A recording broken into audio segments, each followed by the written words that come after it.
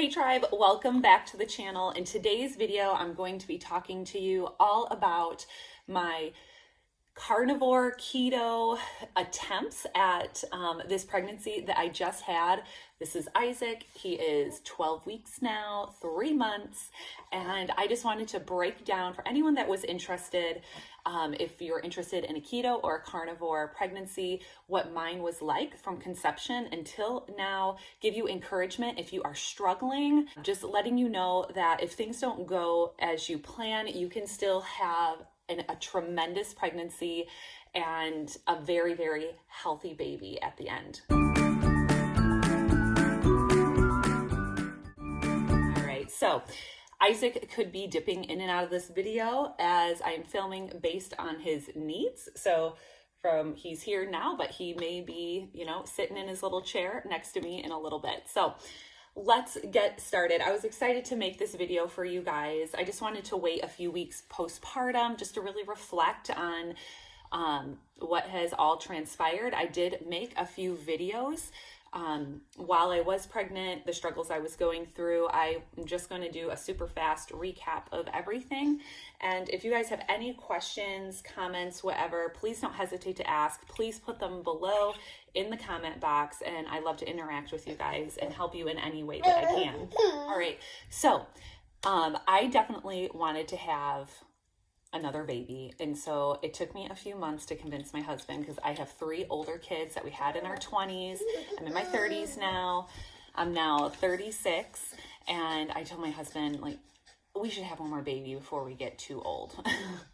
I just love kids, and I was like, you know what? We've never ever been healthier, full of energy and vibrant since going carnivore.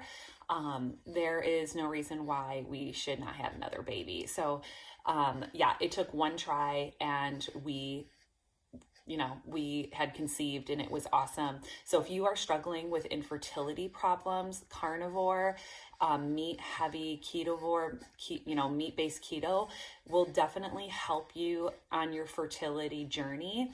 And so if you are on that road of wanting to start a family, definitely consider getting rid of all processed foods, lower your sugar intake, lower your carb intake, and consider a ketovore, carnivore diet.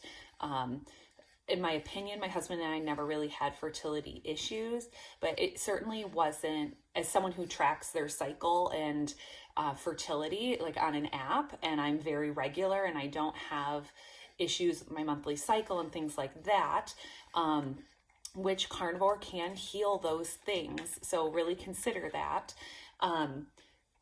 It's never just taken, it was never just like one and done, right? We've always had to try for a couple months, and this was not the case with conceiving Isaac. So again, if you are on that fertility journey and trying to conceive, consider the carnivore diet. It will help tremendously.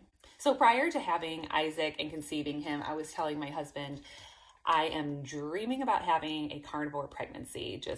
I thought it was gonna be no problem whatsoever. I'm eating carnivore now, or sometimes I would dip into ketovore, which is 10 grams of carbs or less per day. And I feel awesome, like we're gonna get pregnant. This is gonna be awesome. We are going to, this is gonna be so easy and amazing. Well, I was definitely wrong. Once I got a couple weeks into my first trimester, I was struggling so bad with meat aversion. And so just the smell of bacon, I would be on the other end of the house, my husband would be making bacon, and it was just nauseating to me. All hot meat, hot eggs, hot meat, bacon, just all of it was absolutely disgusting to me. I could not handle it. And I felt really defeated, that I was like, oh my gosh, here I am trying to have a carnivore pregnancy and all the amazing, best way to eat kind of thing, and I can't do it. It was really a struggle. The only things I could eat in that first trimester was whole fat organic yogurt, and it had to be flavored. It couldn't be plain. So I would do vanilla or strawberry. Whole milk, cheese, hard-boiled eggs, because they weren't hot eggs, but I could eat hard-boiled eggs. And I was buying organic graham crackers. That is basically what I ate for weeks. It was all I could keep down, all I could just manage to eat without gagging. And it was what it was, right? And it took me 3 tries to get 3 different types of prenatal vitamins that wouldn't make me throw up within 30 minutes of taking them. So it was Dr. something. I don't know. I bought them at Walmart, Target, or Meijer, depending on where I was at. They were like soft gel. They didn't smell.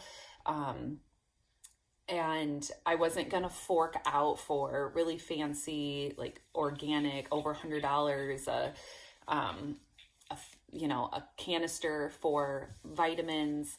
I just wasn't interested in it. I know if you are, go for it. If it's in your budget, go for it. I just feel I had 3 amazing, healthy pregnancies using over-the-counter, regular prenatals, and everything turned out fine.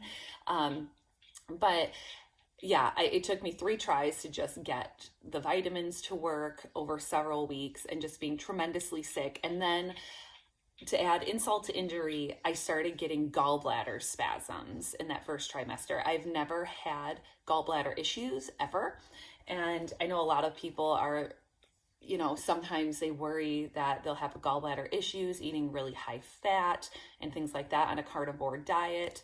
I did the best that I could with it. And then finally, just because I'd never experienced such horrible stabbing pain before, under my right rib, it was terrible. I ended up getting an ultrasound of my gallbladder, and what it revealed was absolutely nothing. So I paid a lot of money to go to emergency care, get, gallbladder, done with an ultrasound, and I had no sludge, no pulp, no lumps in there, no stones, no nothing, not inflamed, perfectly healthy gallbladder. So my take is just,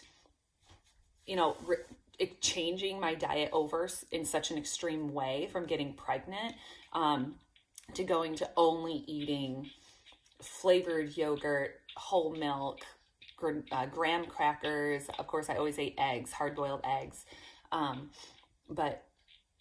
also the hormone changes along with that. So between the extreme hormone changes and then changing my diet, that's just what I'm going to say was making my gallbladder totally freak out.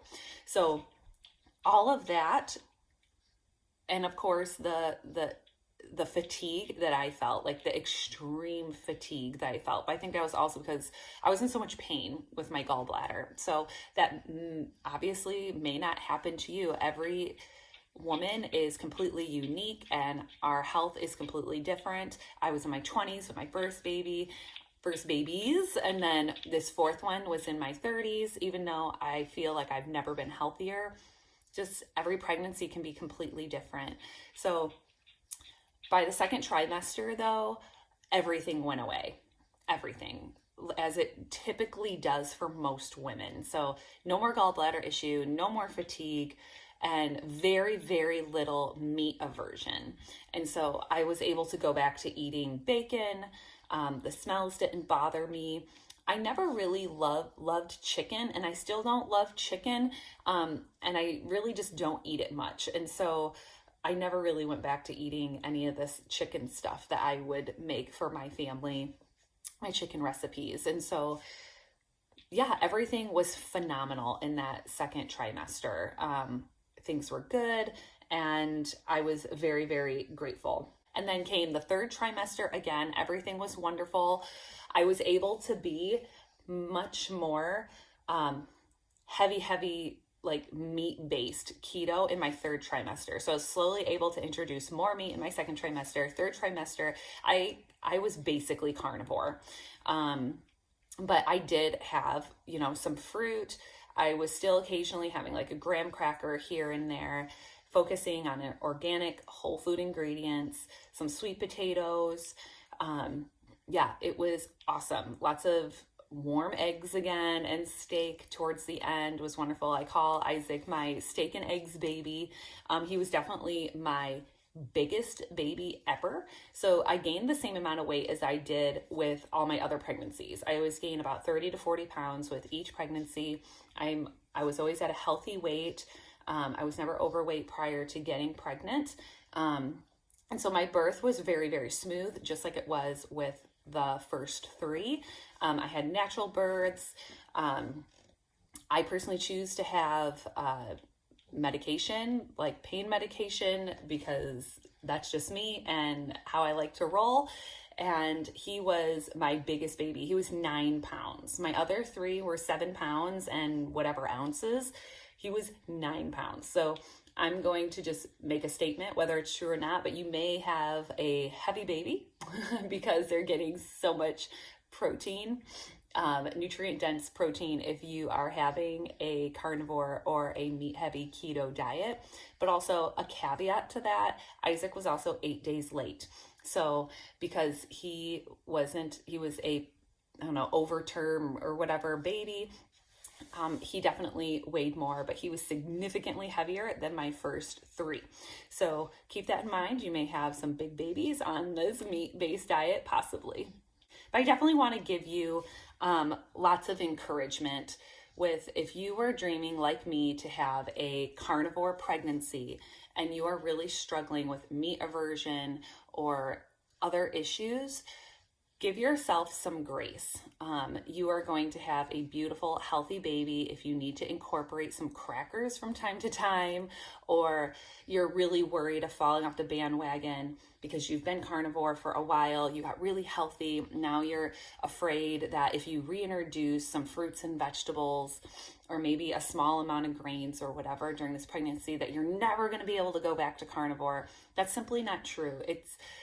Don't set your mind up to fail. So it's all about mindset. If you want to return back to carnivore after your pregnancy because you're struggling with foods right now, you will, because you want to. And so just know you're going to have a beautiful, healthy baby, and you don't have to go back to eating processed foods. You don't have to, go back to eating chips and anything that's up and down the aisles of the grocery store while you're pregnant. Whole ingredient, one ingredient foods, preferably organic if you're doing produce, and everything's going to be just fine. Give yourself some grace. As your pregnancy progresses, you could probably, depending on you and how you're feeling, you'll just keep reintroducing more and more meat back into your diet as you need it if you are struggling in the first and second trimester. And as far as recovery goes, you guys, now that I'm 12 weeks postpartum, and I'm getting back into carnivore, what I mentioned in a previous video that I just did on kind of like where our family is as far as the carnivore diet, Isaac was born right before Thanksgiving, like the week before Thanksgiving.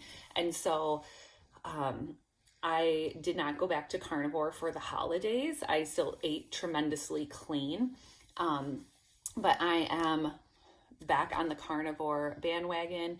Occasionally I may do ketovore, but as far as recovery, I feel like I recovered just as fast as I did in my 20s as I did in my 30s, because I wasn't eating such an inflammatory diet, and now that I'm older. So I feel like when you're younger, you bounce back a lot faster. But now that I don't eat a standard American diet like I did with my first 3 pregnancies, I was able to bounce back and have great consistent energy, even before Isaac was sleeping through the night. Yes, he's 12 weeks, and yes, he sleeps 12 hours at night. The only thing that kind of didn't change for me, I mean, I wasn't sure if it was going to happen or not, is when I was breastfeeding. I always struggled with breastfeeding, with it just being so painful, struggling with latch, bleeding, cracking, all that kind of stuff within the first 3 weeks of nursing my babies. And it's just excruciating. It's just excruciatingly painful. And so I did my very, very best, and I nursed from when Isaac was born, mid-November. So a month, basically a month. Yeah, because I stopped nursing right before Christmas because I had gotten sick and I was just, not feeling well, sleep deprived, dealing with, pumping. I switched over to pumping because I was cracked and bleeding, and it was just excruciating at about day 8.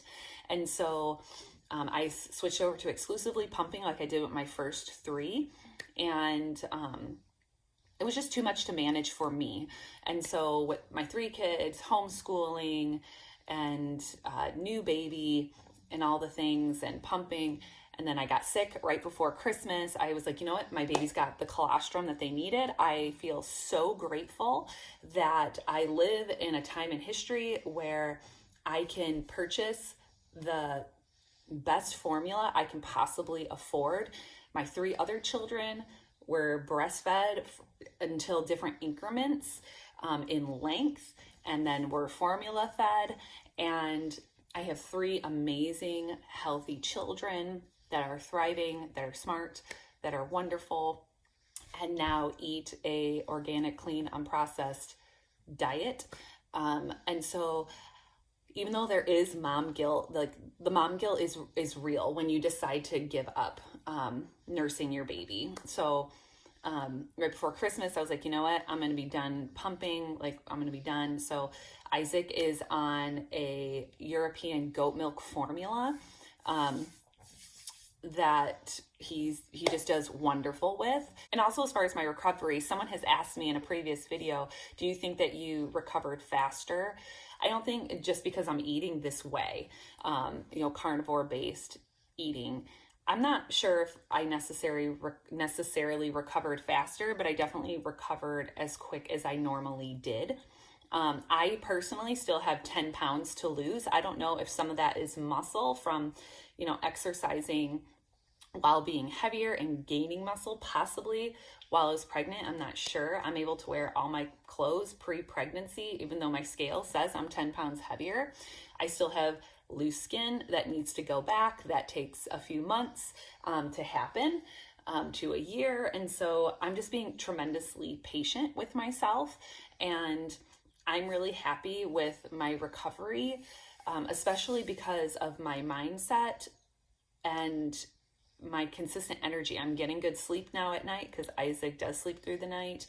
But also I don't have those slumps during the day because I'm eating so clean as well. So yeah, if you guys have any questions, comments, go ahead, put them in the description box below. If I can help you in any way on your pregnancy journey, your carnivore pregnancy journey, keto journey, whatever, please don't hesitate to ask.